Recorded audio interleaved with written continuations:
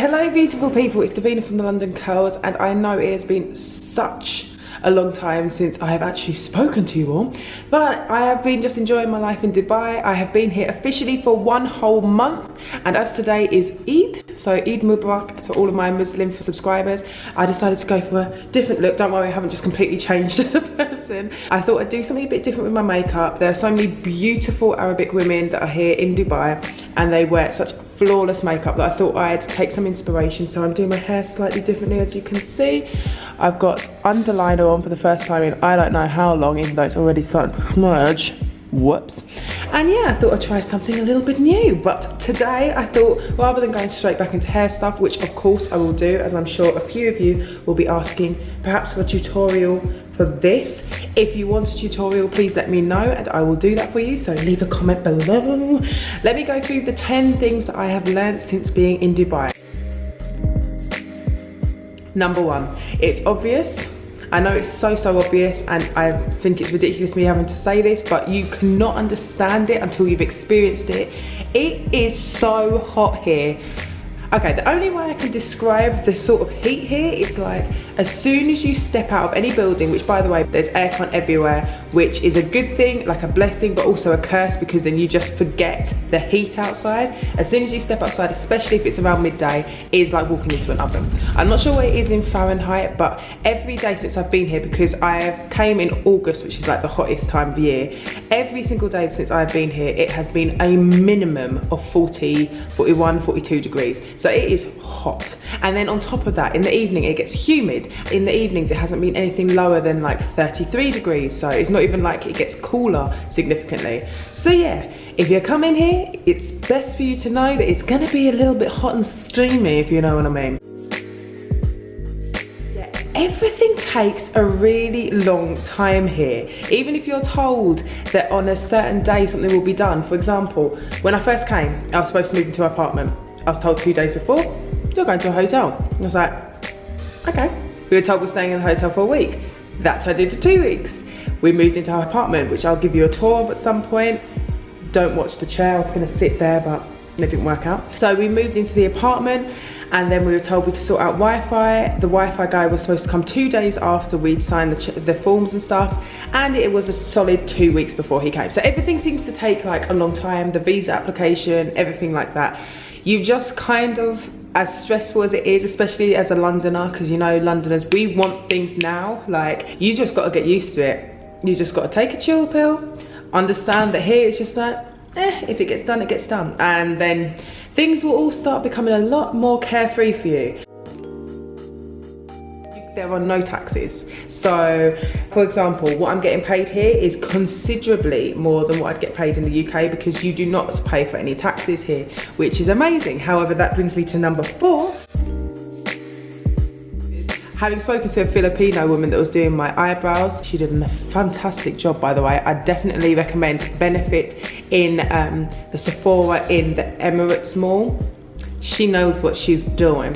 Anyway, what she said to me is that she hasn't been to the Philippines in 10 years, but that she hasn't saved much money, and that is because Dubai is a trap, okay? And I can see it. I'm sure if you've got the willpower, more willpower than probably me, because I'm a shopaholic, and I will admit that all day, every day. Shopaholic, no respect for my bank balance. You get paid more, but then everywhere you go, there are shopping malls. Everywhere you go. And these shopping malls aren't like the average shopping mall. They're not Westfields in Stratford if you're from East London. No, it's not like that. It's on a whole other scale. For example, Emirates Mall, the one that I just referenced.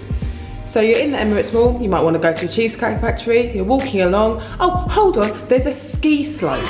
There is a ski slope inside the Emirates Mall. Because of course, when you go shopping, the one thing you're thinking of is, I'd really like to go skiing right now. In the Dubai Mall, so there's an aquarium, as well as an ice rink, as well as a dinosaur, as well as a souk, as well as every single restaurant you can think of, as well as fountains. Like literally, the Dubai Mall in itself is a whole day out. I don't know how people can get through it in one day. So it's like, these malls take over your life. And once you go in, they have everything. Every shop that you could possibly imagine, they have there.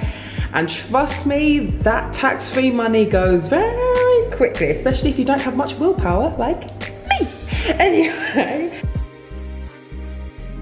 So this kind of applies to shopping malls as well. So before I came out here, a lot of people were really concerned. Like, a lot of the time I dress quite conservatively. You know that I like to cover my hair anyway, and I have had to cover it so much in this heat. That's a whole other story. So I will be telling you about my hair care routine in the upcoming videos and so on. But yeah, there's a lot of people that were worried that, oh, what is going to happen? Are you going to have to like literally cover yourself, cover your face, cover your hair all the time, cover your complete body? And the answer is no. It says on the outside of every mall, please dress modestly. And then it explains that to dress modestly, they say, can you cover your shoulders please? And can you make sure that your skirts or shorts, whatever, go down to your knees? Pretty reasonable. I've been sticking to that. However, I've been to the mall multiple times and I've seen girls in batty riders, booty shorts, crop tops, nipples showing. Basically, they don't really care. Like, the only thing, like, if you go to a government building, it might be a bit more of an issue. So when you're sorting through like your visa and stuff, I wouldn't try and wear like a swimsuit to that. But like going to the beach, you can wear whatever you want. People wear. But I saw a girl, this was like in the first week of being at JBR Beach, which is just beautiful. She clearly didn't have her swimwear with her and she was casually wearing what looked like Victoria's Secret's Frenchies. So I mean, no one said anything to her, so it's really, really not that serious at all. Just make sure that when you're working in a school, when you're working in general, and when you go to government buildings, you cover up. Otherwise, it is seriously a lot more Western, a lot more like open and free than people want to make it out to be, because at the end of the day, it is one of the biggest tourist locations in the world. So if they were going to be really strict on people, it would tear people away. So I really, really wouldn't be worried about that. Moving on to the skincare side, I have got a tan. You can't really see because I am in very bright light. It was a lot darker like a week or so ago until I reached the point where I thought, you know what, it's not that I don't love having a tan, I do, but I've got to think about the fact that I don't want to be a leather boot when I get home. So I've decided to wear sun cream, like factor 50 sun cream all day, every day, and it is so necessary because the sun is relentless. I'm already starting to get worried that I'm getting like lines on my forehead and all that just because of the constant heat. So sun cream is so necessary. Protecting your hair is also necessary, as I said before, and just switching up everything about your skincare routine is just, oh, like, I have a face wash that I've been using for I don't know how many months back in the UK. Simple face wash, they don't have it here. One of the few things they don't have in Boots.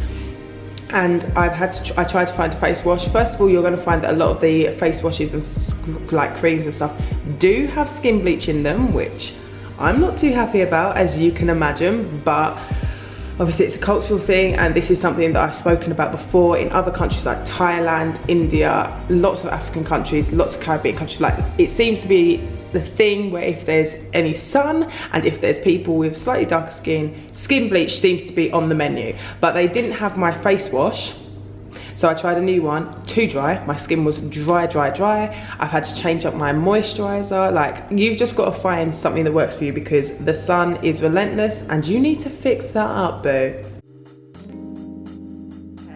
Water filter. So the water is drying. Again, having a conversation with the lady that did my eyebrows, quite clearly I was getting way too comfortable while she was doing it. She was saying to me that she is adamant that her hair has been falling out since using the water in the like the showers and so on. So she uses a water filter. So I went out and bought one, and let me tell you, it has changed my life. It is it's amazing. So yeah, using it, it makes the water come through a lot like finer. You can actually feel like it's softer. It's got a coconut scent to it, which, why not? And it's just something that's completely necessary because, trust me, there's sand, it's just dry. It's dry water, and that's not something you want to wash in your hair. And it's also something that you don't want to drink, so make sure you top up on bottled water. You don't want to be like me, who, I think it was 2 days ago, I didn't have any water in my flat and I was dying, quite literally. So keep hydrated, people, and make sure that you keep that water filtered. So every single time I spoke to people about coming here, like my girls with curly hair that have lived out here or have stayed out here, the first thing they said to me is, you need to bring the hair products. So I brought so many hair products with me, and each time someone's coming to visit me, I am telling them, you need to bring this, that and the other for my box of hair products back home, because they don't have all of the hair products here. They really need to stock up on a few of them in like Boots. It's a bit frustrating, considering as well that so many of the like boys that are Arab that are here, even though it's so multicultural. It's not majority Emirati as in the original people from Dubai. They're actually one of the minorities here. It's so multicultural, but so many people have curly hair that you think that they'd have more curly hair products, but I think the go-to is just to like straighten it. There is food everywhere and I love my food. I really love my food. I think I've told you this before. I'm not going to show you how I currently look, as I have put on a little bit of chub, especially seeing as I haven't been able to go to the gym. I haven't signed up to the gym yet, but that'll happen tomorrow, hopefully. Yeah, so it's pretty much known that when you come here, you're set to put on a Dubai stone, minimum, because everywhere you go, there is food and it is delicious. Oh my days. If you've ever been to PF Chang's, you'll know what I'm talking about. It's the nicest Chinese restaurant I've ever been to. The portion sizes here are huge. Cheesecake Factory, PF Chang's. I feel like I've only gone to Cheesecake Factory and PF Chang's. There's just so many restaurants, like all of the restaurants you've got back home, like Vapiano's and so on, that you wouldn't even expect to be here, they've got them here as well. And it's just so easy to get food, honestly, and also everything delivers. So if you fancy something, just anything at all, you can order it. And again, that's not good for your bank balance, it's definitely not good for your gut, but my gosh, does it taste good? So it's on. And finally, you will love it. So number 10, you will absolutely love it. If you come out here, I am telling you, with all of the stress that's come from moving, as you'd expect, moving to another country is a stressful experience. I have absolutely loved the last month here. I've met so many amazing people. I've been to so many amazing places. Just the experiences, as hot as it is, the weather is beautiful and the beaches are the most beautiful beaches I've ever seen. It is just an experience that you need to experience. So whether you want to come and move out here or you want to come and just come for a visit, trust me, you will not be disappointed. So I'm expecting to have lots of messages below about your impending trips to Dubai, my home. Anyway, I hope you've enjoyed this video and it's informative to you. Please leave comments below about any questions that you have about Dubai. I'll try and do a Q&A video.